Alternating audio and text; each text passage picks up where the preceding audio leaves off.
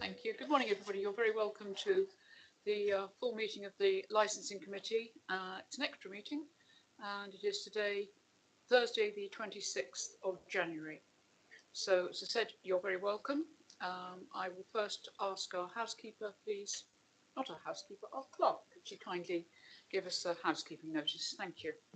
Thank you, Chair. Mrs. Holyoake. Please note this meeting of the Licensing Committee is being recorded by the Council for live broadcast and will be published on the Council website for a minimum of 6 months.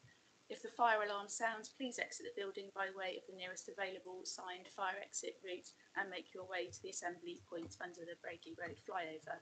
Finally, please ensure background noise is kept to a minimum and mobile phones and other devices, including members' laptops, are turned off or switched to silent for the duration of the meeting. Thank you.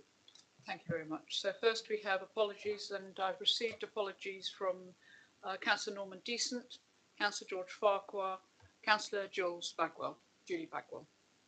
Has anybody else received apologies? No? Okay, so we'll take those as read then. We have no substitute members, I believe? None? Okay. So declarations of interest. If any committee members have declaration of interest, this is item 3, could you please indicate and I'll take them in turn. No declarations of interest, and for the purposes of completeness, I have no declarations of interest either as chair. Moving on then to public issues, item 4. Do we have any public issues? There are no public issues for this meeting. Okay, thank you. So moving on to the substantive, which is the fee review with regard to the Gambling Act, Scrap Metal, Pleasure Boats, Sex Establishments and Licensing Act. And the purpose of this report is to consider a cost of living increase in the non-statutory set fees charged for licences, registrations, which are administered by the Licensing Committee. So I'll ask Mrs. Randall if she kindly present the report. Thank you, Mrs. Randall. Thank you, Chair. We're basically asking members to review the current fee levels for the licensable activities that you've already mentioned. This is in light of the current cost of living increases that the council and other people are experiencing. They were set last year in March. Since then, officer salaries and associated costs have increased, which is why we're asking for the review. And the finance officer has been in part of the process. And there is uncertainty about any pay increases next year. So we've only taken into account the pay increases and the associated costs this year. So there may be further increases needed next year as we move forward. They're based on what it actually costs us to produce the licence and assess each step of the application process. And it takes into account the officer time and any compliance checks, attending such meetings, meetings with police, and visits to premises as well. I don't intend to go through every single aspect. I thought members have read them. If you've got particular questions about any of the aspects, I can go through them. The only fees that we have no control over are the Licensing Act fees, which are set by statute. And as I have mentioned within the report, these have not changed since the fees were introduced by the regulations in 2005. So, they're well out of date. And I think there is a push for representation to government to have a look at those, because they are the largest number of the fees that the licences that we oversee, basically, under the licensing regime. Thank you. Thank you very much. Okay, members, it is fairly straightforward. You'll have your charts in front of you, and it gives what the fee is, the current fee, the statutory maximum, and the proposed fee. So it's very much a case, I don't know if you want me to take you through each one, or if anybody to pick out any particular aspects of any fee increases. I believe they have been kept to the minimum, as far as can be expected. But members, the floor is open to you. Any comments or questions for Mrs. Randall? Thank you, Councillor Johnson. Thank you, Chair. Just a brief one that I'm sure Meg has already thought of, probably. Just regarding what you said about the proposed rises in officer salaries next year. Obviously, in the Gambling Act fees, there is a statutory maximum, which I believe for everything we are now at. Has that been taken into account? If we're thinking it's going to cost us more, are we worried that we're going to not recover our costs next year for increases necessary. Thank you, Mrs. Randall. That is a risk. That is, unfortunately, we have no say over that. It's a statutory maximum. A lot of local authorities have been at that statutory maximum for quite some time.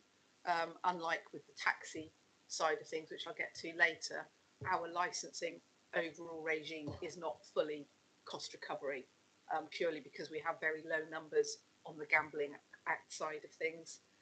So even, you know, with the maximum, we won't be at full cost recovery. But for each process, we charge what it costs us.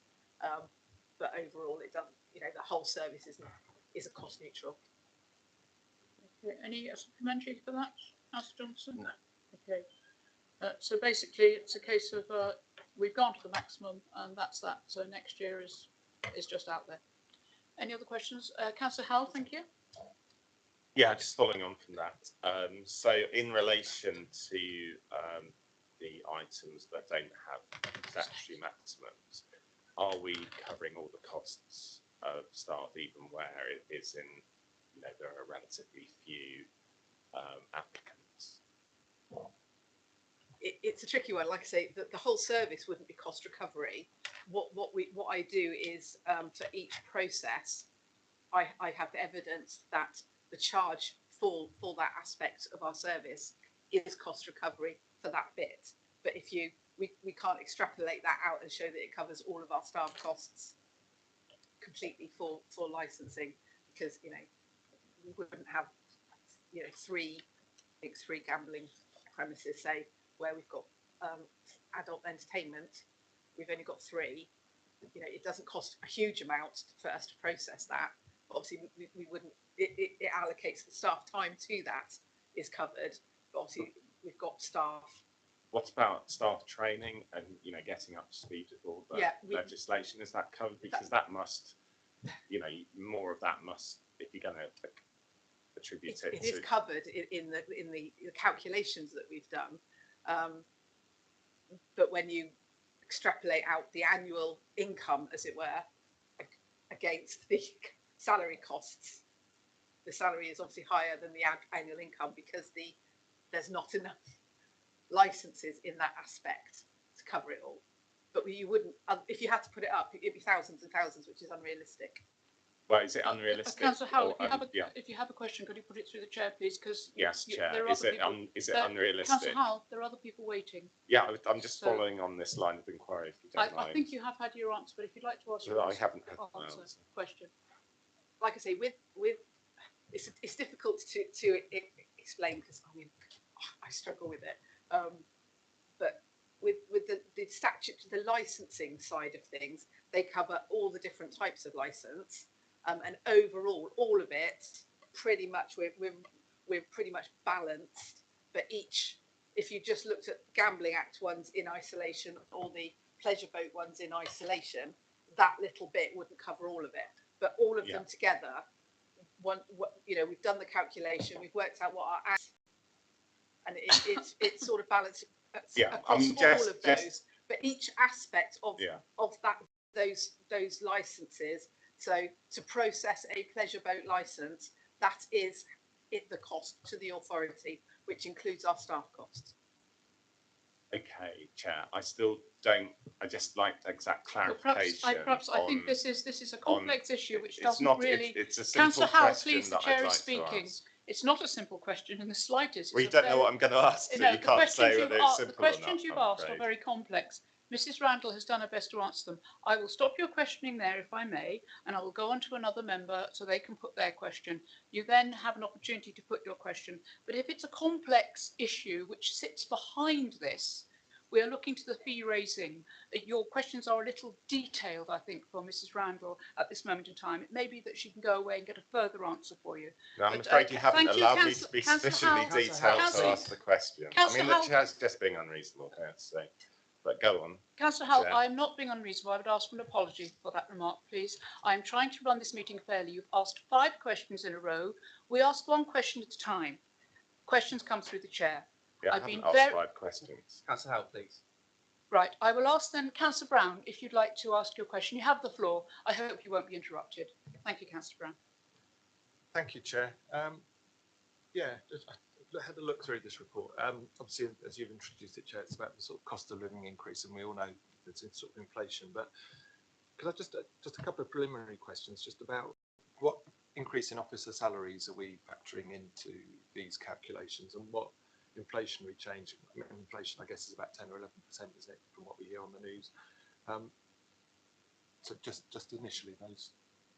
Thank you, Councillor Brown. So there was an agreed officer salary increase this year through the unions, and the finance officer has used that increase to then calculate our officers' hourly rate, basically. So the change in hourly rate, and I have then used that change in hourly rate and the change in supplier costs for and the overheads and the recharges that we have. So basically, when I'm looking at the budget, I've got the expenditure is salaries, suppliers, and then recharges, central recharges.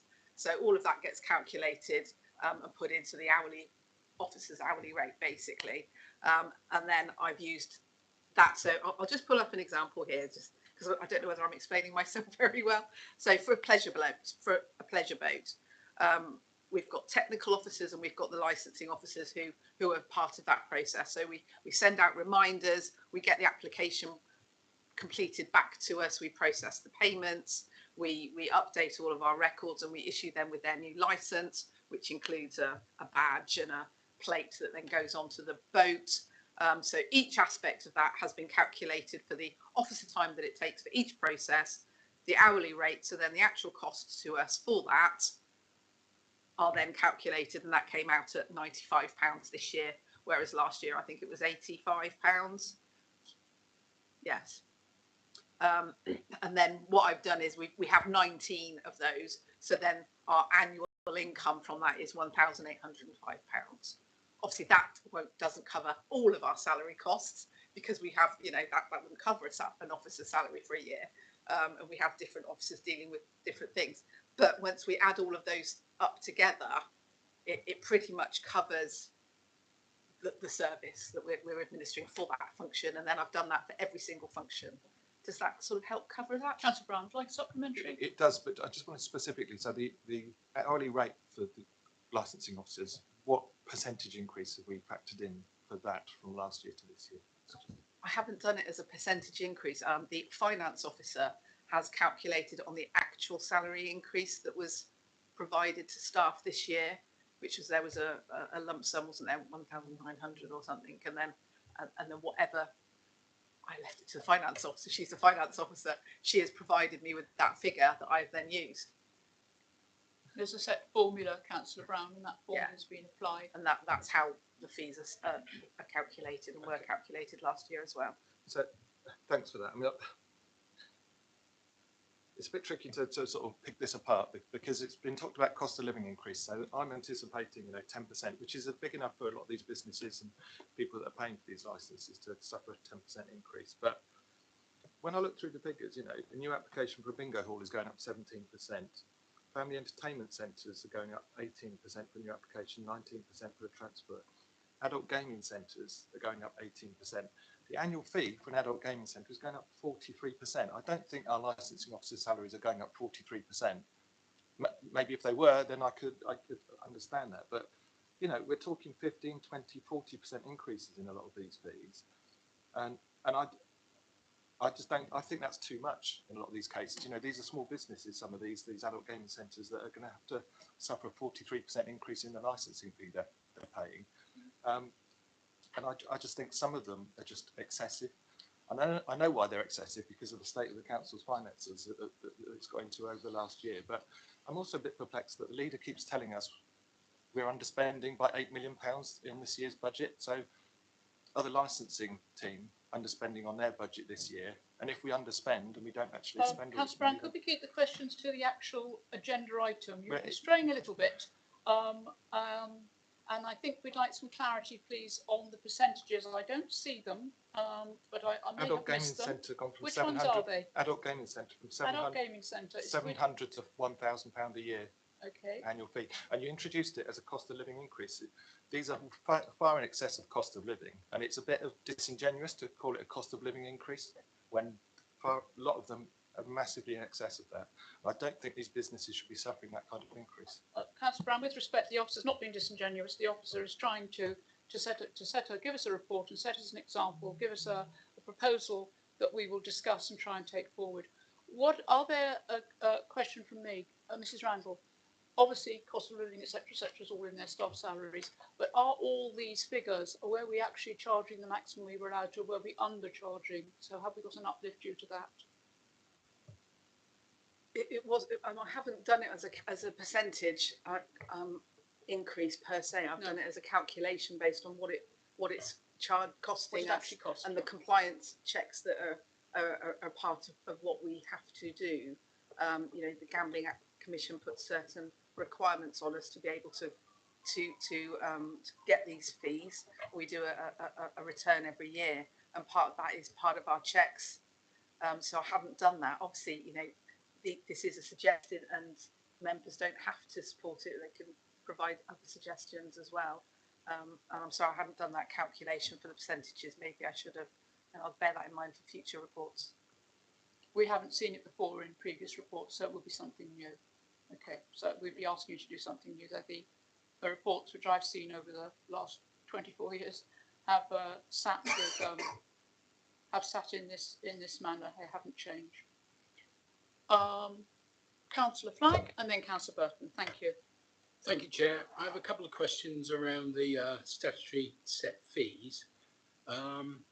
Is the officer aware whether or not the government are going to review the set fees, in particular for the tens? And is the officer able to give us an indication as to how many of the tens that have been presented to the council have ended up in an objection and additional costs that may have occurred for the council, please? Thank you. Thank you very much, Councillor Flack. Mrs. Randall? Thank you. I'm not aware of the government looking at this at the moment, but I do know that like the Local Government Association and chief officers are raising it with as a concern. Obviously, it's a concern for all the local authorities, not just ours, because they are set for everybody. I don't have a number of tens that have come to objection, but because we come to committee, we don't have a huge number, do we? No, very small.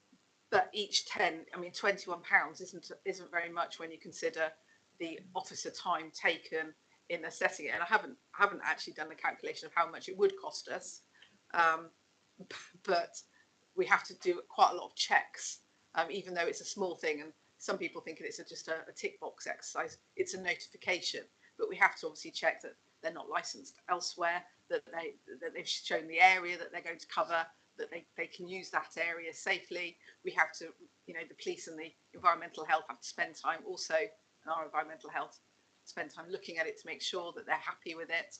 We have to send them out an acknowledgement every time it goes on our website. We have to update the public register as well. So, you know, even just that small bit and the large number that we get in, you know, would, if there was an increase, it would certainly help with regard to income.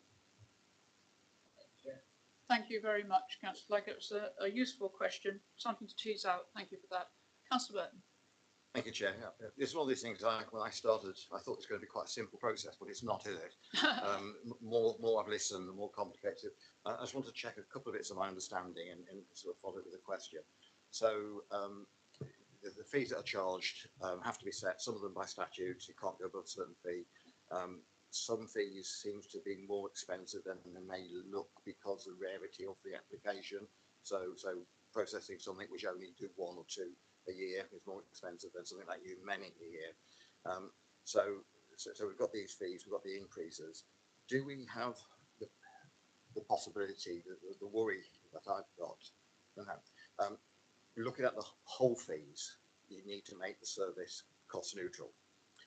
Are we at risk of asking some licence applications to subsidise the licence applications for others because of the maximum sets or the rarity of them? Thank you, Mrs. Ramble. I'd hope not, and that's not the intention, and that's not how I've calculated them. I know some take longer slightly because, like you say, they're not something that we do regularly. The pleasure boats, certainly, we never did them before we were BCP as a licensing authority. They were provided elsewhere within the different local authorities, and there are only 20, and it's an annual thing, and they all sort of come in a flurry, sort of at the beginning of the year. But now that we've got set processes, we've got set procedures, we've got templates, it's not actually a difficult process once you're in it. And you know, we've got quite good guidance for all of the officers, so it's not like it's something that they're having to make up from scratch every single time. So that shouldn't be an issue, and that's not how we've calculated it. As I say, we have got a large number of licensed premises, so although the statutory licensing act fees haven't gone up, we still do get significant income from that, which pretty much supports all the rest of it almost, as it were. Is that helpful, Councillor? I think basically the answer to your question was no, but there's always the concern that could happen. Yeah, I think the answer was it's probably, a good question. Well put. we hope not. I think We hope not. would be Yes, the answer. indeed. Do you have a further question, Councillor Burton? No, thank you. Okay, thank you. Is there anybody else who'd like to put a question forward? What I'll do, Councillor Brown, is I did say I'd go back to Councillor Howell.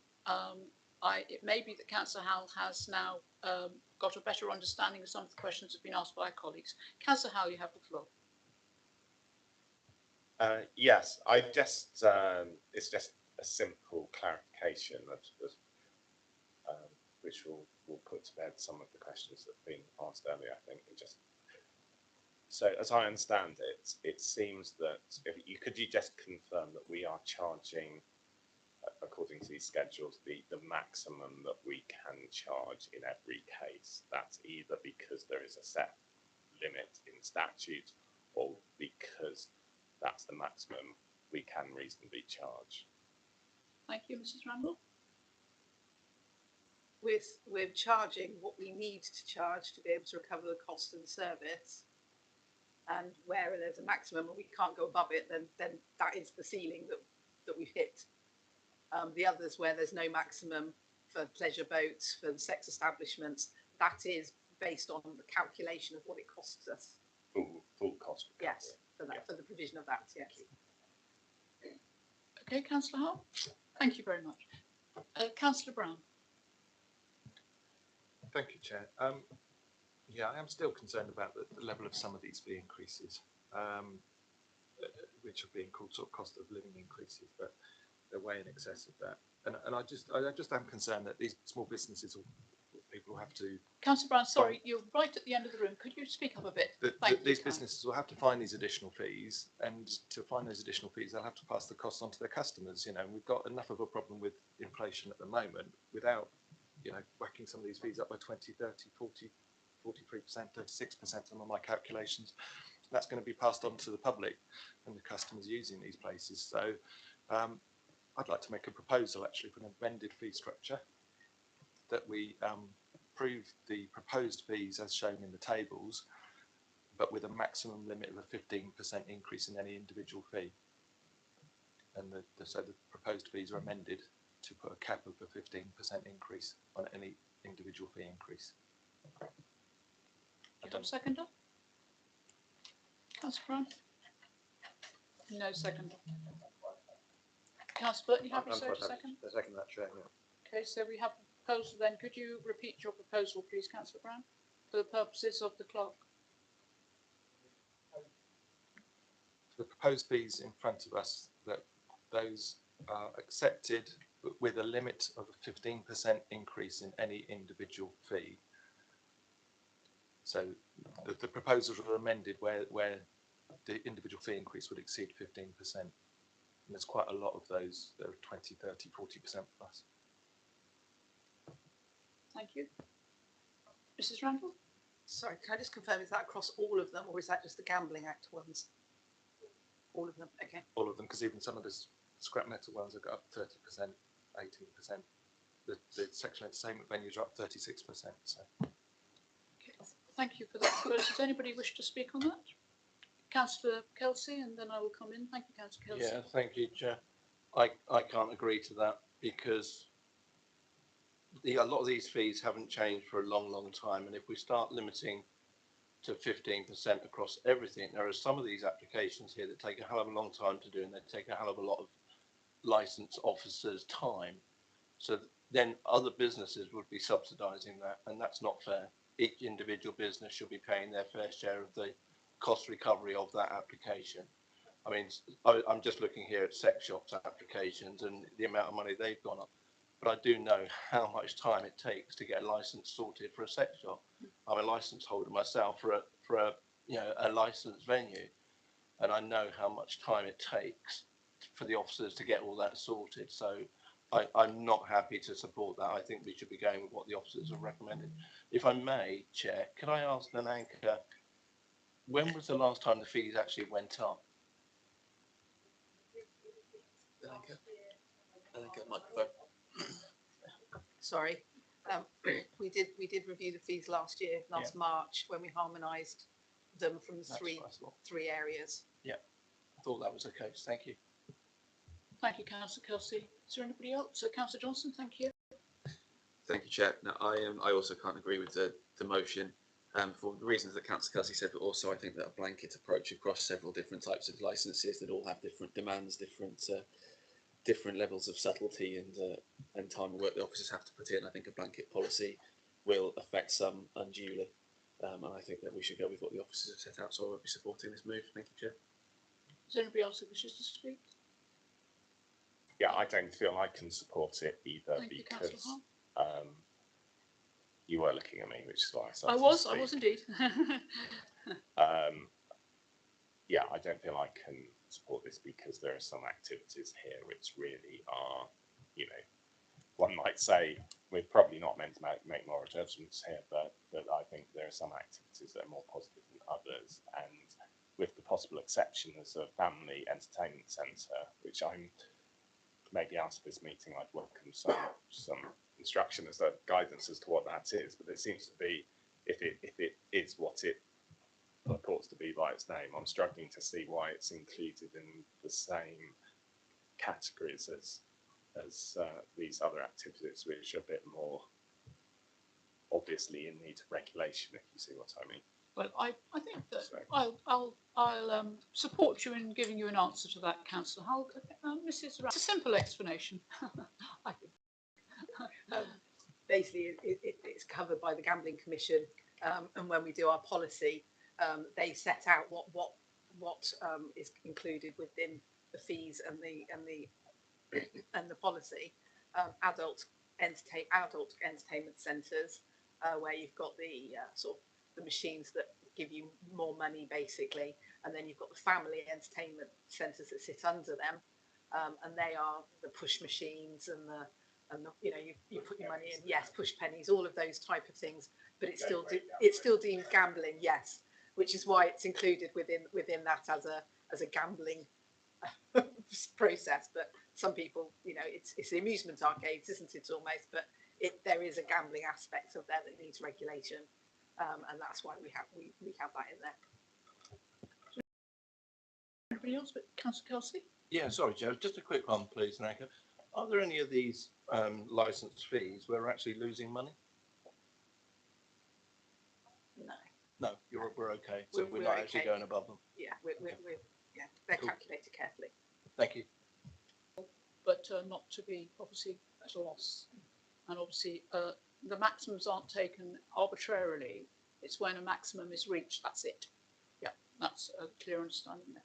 I'm afraid I can't support this proposal for the same reasons that Councillor Kelsey and Councillor Hull and Councillor Johnson have stated. Also, it's a very complex calculation. We've heard how complex it is because it's been so many questions asked and so many answers having to be given to explain the complexity of how it is actually calculated. So I think the judgment which has been given and the signing off by the 151, Mrs. Randall, I believe you said it be signed off by the 151 officer. So I believe I have some assurance there, I have great assurance there that it is in fact all as it should be, and all the tick boxes and criteria which we need to apply to this have been applied.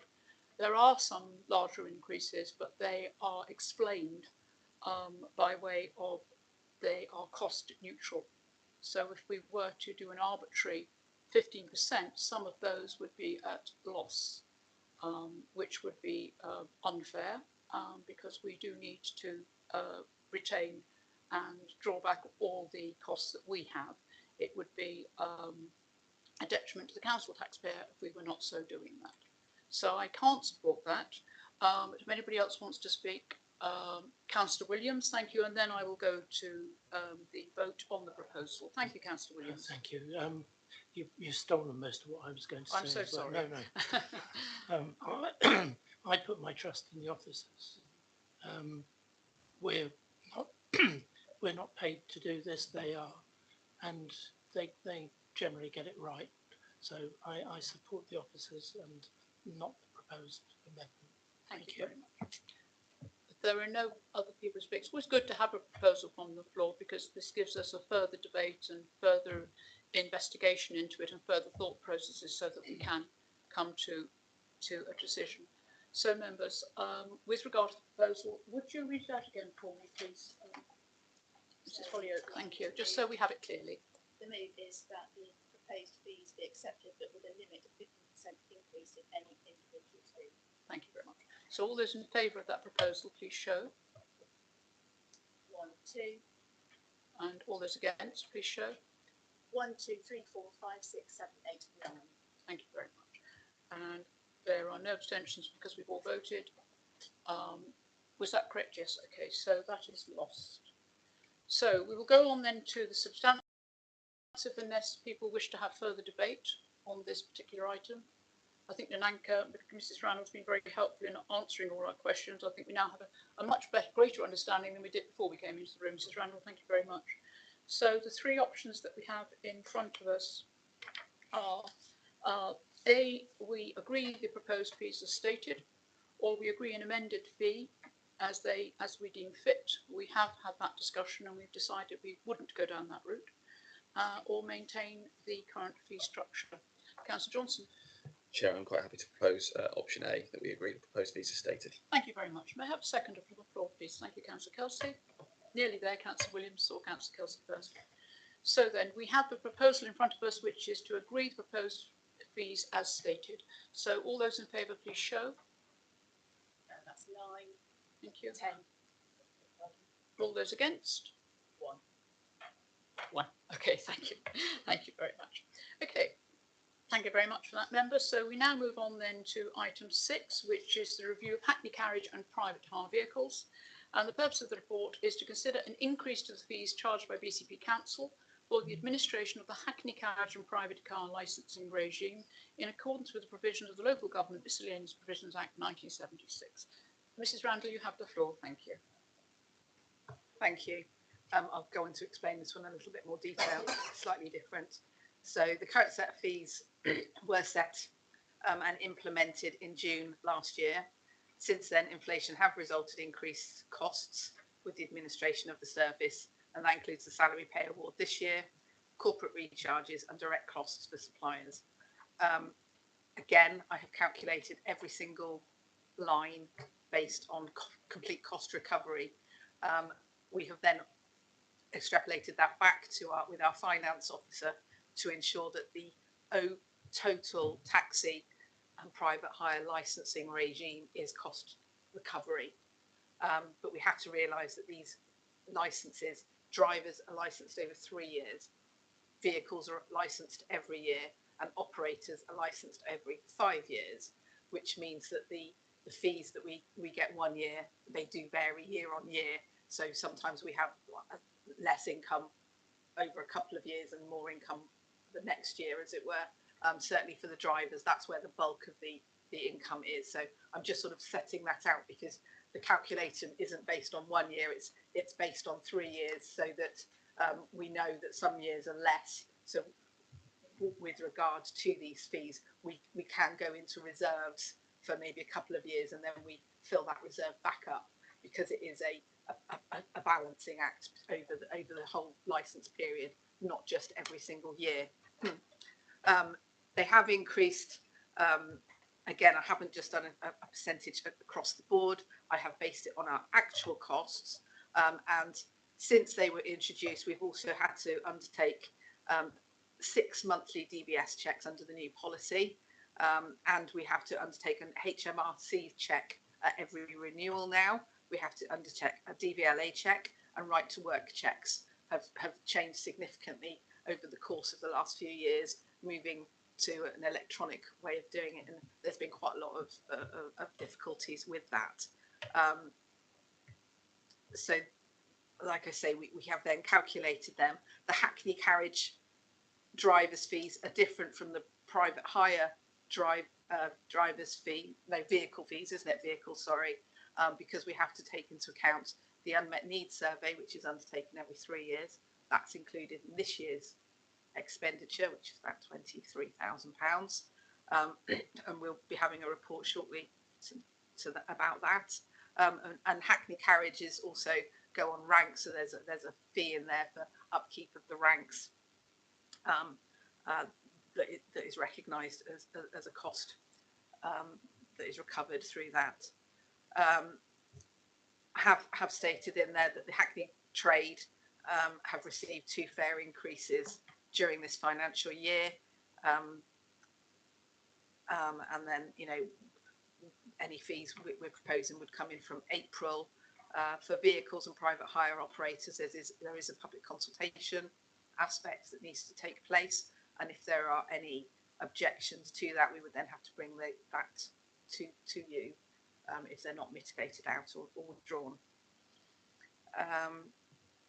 I think that covers most of it. I'm sure you'll have questions. Thank you very much. Thank you. Members, are there any questions?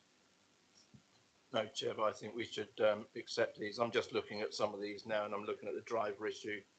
At the moment, it's 335. We're planning to put it up £15 for a 3-year period. That's actually less than half a pence a day over a 3-year period. It's minuscule compared to what the drivers have had in increases in fares this year already, and the fact that the cost of fuel has dropped drastically since they last came in. I actually think this is a reasonable amount of increases, and we should be accepting the officer's recommendation on this. I agree that when you look at the ratios, Councillor Kelsey, you're absolutely correct in that assumption and in that quick calculation. Councillor Hull and then Councillor Brown. Thank you. Councillor Hull. Thank you. Is the, say, over a period of, say, the last 5 years, has the number of vehicles in the fleet been relatively stable? Or it'd be interesting to know, you know, whether prices and other factors of cost related out there in the environment are having an effect on the numbers circulating. Obviously over the last few years there's been quite a lot of things that have impacted on the numbers of drivers and vehicles, because we've had COVID, we've come out of the EU, so we've had a lot of our drivers who have returned to their native countries and not come back. Nationally there's a recognised driver shortage, not just here, but, you know, nationally. A lot of our drivers chose to retire earlier rather than continue to drive, and a lot of our drivers were older anyway. You know, we've got quite a few drivers that are over 60, over 70. But I had actually, what we do regularly with the trade is they actually ask for the accounts every year, every couple of years, and we've just done a freedom of information request for them, sticks to hand. So for Hackney carriage vehicles, this year, well, 21-22, we had 455 vehicles. That was 505 the year before, and 448 the year before that. So there's a little bit of a fluctuation, but it's sort of around the similar levels. And for private hire vehicles, it's gone from 530 in 2019, and we've got 470 now. So there's a slight decline there. And Hackney carriage drivers, we've gone from 786 in 2019. We've got 718 now. So what's that? 50, 60. And private hire drivers, 553, and we've got 421 now. you know, the whole regime, the statutory guidance has all changed within that period as well. So some of the checks that we're doing are more onerous, so that could well have an impact on that. You know, we don't know. There's lots of different reasons why people maybe not choosing, but we are still getting applicants coming through the system as well. And I think our knowledge test is fully booked up until March now, and that's already almost fully booked. So we are still getting new applicants coming to us. We've also had the impact, Mrs. Randall's quite right, because I sit mainly, I sit on all the hearings for taxi drivers, and a lot of taxi drivers, when they've been, their licenses granted in a previous borough, have come up against these stricter requirements and have found that they no longer able to continue driving, etc. And of course, we do have taxi drivers who do breach their requirements, so they indeed licenses can be revoked or lost. So it's very much a movable feast. But over the period, I think the numbers are panning out. We did expect a loss coming out of the EU, very much so, because we had a lot of drivers from the EU driving for us. A lot of our workforce is very old, with the deepest respect to our taxi drivers, and they decided to take retirement. So we've had that. It's almost like a levelling out. We are where we are now, and I imagine that the way which will be going up over time will be up. Thank you for your question, Councillor Howe. Councillor Brown? Thank you, Chair. Yeah, the first paragraph of the report talks about the reasons for the increase with inflation, etc. But it talks obviously about this including salary pay award for 2022, corporate recharges and direct on costs for suppliers. It's a shame because I haven't been able to get a percentage figure for what the salary pay award for 2022 is, but I'm imagining it's not more than 10% salary pay award for the staff. I'm imagining it's significantly less than that. Direct on costs from suppliers, I'm guessing is going to be around the sort of inflation rate of about 10%. But corporate recharges, which is obviously, well, you can explain that a bit further for us, that would be helpful, which is recharges from other council departments to licensing for work that other departments do for licensing, I understand. So what percentage increase in the cost of corporate recharges is licensing having to pay this year? Mrs. Randall, if you have that answer, I'll buy you a flag and fly it myself, but it's quite a difficult one. But if you have it, fine. If not, perhaps we could advise Councillor Brown after the meeting. To be honest, I don't have that increase at all. It's, you know, it covers this sort of democratic services, our legal representatives, HR, the transformation, I presume, head of service time, director, recharge, all of those things. I don't know what increase that has been, though, I'm afraid. I'd have to ask our finance officer. Yes, thank you, Mrs. Randall. I quite support your answer there. If you did want a further detail, I'm sure we can get you one, Councillor Brown, but I think it is going into too much minutiae detail, especially if you look at the ratios of increase, they are tiny. So the challenge perhaps might not be as well placed as it would be perhaps if the increases were vaster, but we can certainly get you the answer. So, Councillor Brown. You're right in the sun, so I can only see a silhouette, okay? Yeah, just to follow on from that, I mean, I'm imagining there shouldn't be more than 10% for sort of corporate recharges and salary award, etc.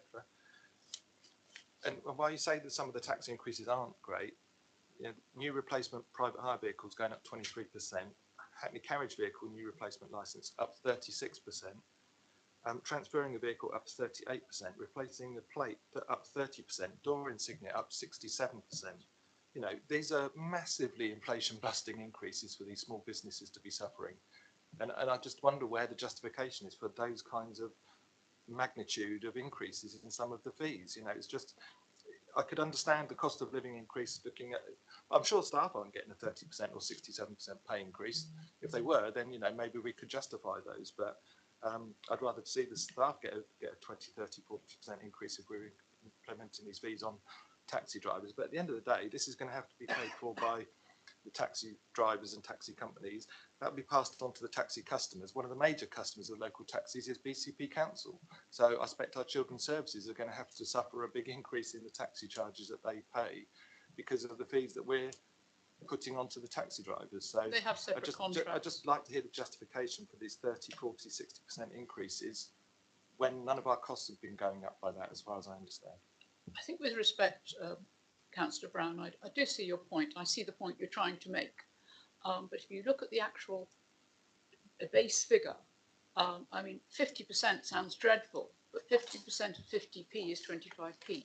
So it's, if you look at the actual figures rather than the percentage ratios, I think that is exacerbating the issue because you're not actually giving the figure. You're saying it's just 25% or it's just 50%. So I don't think that's terribly helpful. But and I think you didn't really ask a question. It was just more of a statement. So I'm going to demur to Councillor Johnson, and then if you did want to come back, please do, Councillor Johnson. Thank you, Chair. You've shot my fox quite brilliantly there. It's a science of small numbers around these fees, and like you said, 30% does sound a lot until you realise that the original figure was 50 quid, and it's only going up by 15 pounds. With regards to the fees that the customers will have to pay, we granted the taxi trade separately, completely separately to this, a 14.5% increase on their fees last year if they come before us. Again, with another fee increase, I don't know how facilitating of that the committee will be, given that the pressure, a lot of the pressures that they claimed in that meeting when they asked for a raise have dissipated to a certain extent. But I'm more than happy to support Councillor Kelsey's move, which he made quite some time ago, and second that we accept the fees as is. Option A, Chair. Thank you. Okay, thank you. We have a mover and a seconder to move forward, but in equity, I'll come back to Councillor Brown if you have a specific question, but I think that we've answered that. I'm just going to demur to the legal advisor.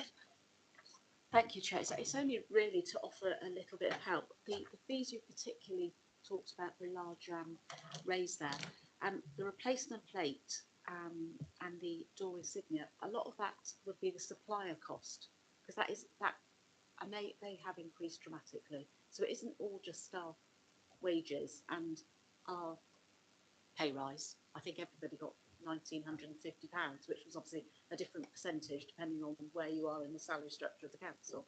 But some of these are actually supplier costs, and particularly those plate ones that they would be.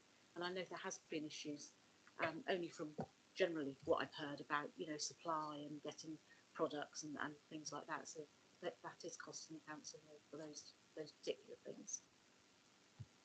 Thank you, that's extremely helpful. I thought everybody understood that, but I don't think Councillor Brown now understands that. That's good, because that does clearly explain to the committee as to why we are where we are with these charges.